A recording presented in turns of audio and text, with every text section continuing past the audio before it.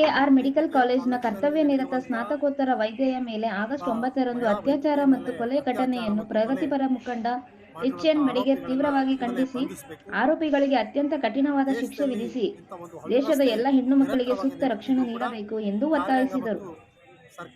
ರಾಜ್ಯ ಸರ್ಕಾರ, ಕೇಂದ್ರ ಸರ್ಕಾರಗಳ ನಿರ್ಲಕ್ಷ್ಯದಿಂದ ಮತ್ತು ಈ ಒಂದು ಭಾರತದ ಸಂಸ್ಕೃತಿ ಹಾಳು ಮಾಡ್ತಾ ಇದ್ದಾರೆ.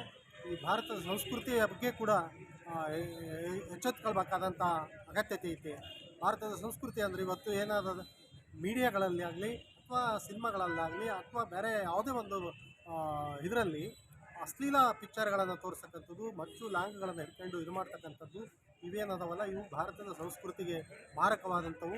ಇಂಥವನ್ನು ನಿಲ್ಲಿಸಬೇಕು, ಒಳ್ಳೆಯ ಸಂಸ್ಕೃತಿಯನ್ನು ಬೆಳೆಸಬೇಕು ಮತ್ತು ಈ ಅತ್ಯಾಚಾರ ಘಟನೆಯಲ್ಲಿ ಭಾಗಿಯಾದಂಥವ್ರನ್ನೆಲ್ಲರೂ ಕೂಡ ಕೂಡಲೇ ಬಂಧಿಸಬೇಕಂತೇಳಿ ಈ ಮೂಲಕ ನಾವು ಕರೆ ಕೊಡ್ತೀವಿ.